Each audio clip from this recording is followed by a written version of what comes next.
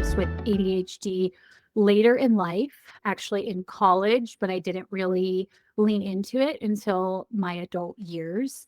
When we look at ADHD, we really think about this hyperactive, bad little boy syndrome, which many of us women can't see in ourselves. I really didn't resonate as hyperactive.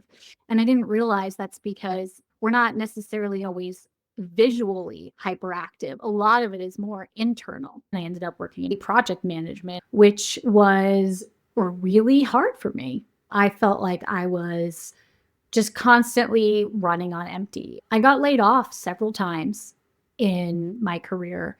I would take those really personally. It was hard for me to not see them as failings of my own that I held a lot of shame for.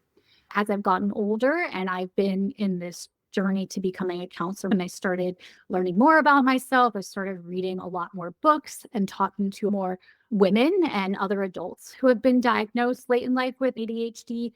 I've begun to see aspects of it that fit so many pieces of my story that didn't make any sense to me at the time. I have felt empowered by being able to understand myself better and by looking at some components that are untalked about, like the emotional side and rejection sensitivity dysphoria, which is something that had really altered my experience and relationship with romantic partners as well as friendships.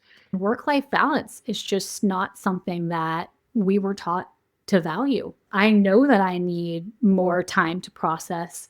I know that I need a really high level of self-care in order to have a greater window of tolerance for things like rejection sensitivity dysphoria or just emotional regulation in general. So learning these things and being able to identify them has been really helpful in being able to recognize what I need and who I am. I've always been the type of person to identify greatly with my career. So being able to look at that and say, okay, this is important to me, means I need to pick a career that is in alignment with my identity. Embracing neurodivergence as part of my identity has been a way that I've really been able to find a career that matches what I need and what I value.